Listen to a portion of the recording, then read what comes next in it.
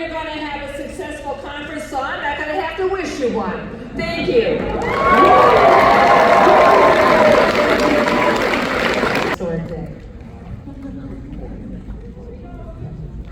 Najon, good morning, everyone. And welcome to Minnesota. I'm going to give a huge thank you to someone who was a mentor and still of mine. You got to see this. Minnesota and this country is so proud of Congresswoman McCollum. When I was a school teacher in Mankato years ago and talked about running for Congress, the first person to support me after my family was Betty McCollum. And she took me and said, you must come to St. Paul and you must meet the Hmong community. And Mankato had students in my class, and this was back 30-some years ago. And the Congresswoman spent the time, and she has been a champion from the beginning. Well, to each of you who traveled here, to the Californians, it's always warm in Minnesota, just so you know. I know you come across the country to, as it says, stand united and rise united. As the governor of Minnesota, I am grateful that you're here in Minnesota. I'm also proud of what this state does. And I want to be very clear with all of you. There is no story of Minnesota without the Hmong community. It is one.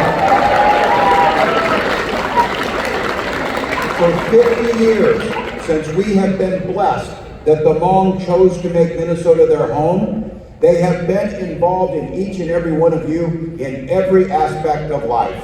In economic life, in professional life, in academic life, in politics. The fabric of our state is wound tightly to the Hmong community, and we are better for it every single day.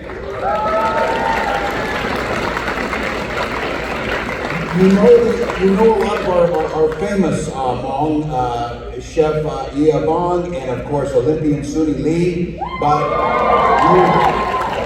you don't have to turn very far. Whether it's Mary Zhong on my staff who prepares me for events, works in the governor's office, to my security detail is led by the best of the Minnesota State Patrol, and today my security detail led by Mike Powell of the Hmong community. That is every piece of it. And I will echo the words that the Congresswoman said. It does us no good to look away and not recognize that these are challenging times. We have people residing in this country legally being picked up off the streets illegally and sent to foreign prisons for doing nothing wrong. In that whole situation, I think all of us need to be very clear. If we are not willing to speak up for the rule of law and celebrate that this is a nation of immigrants, whether mine were from Germany or yours were from Southeast Asia, it's the same American story and hopes that each and every one of our families have.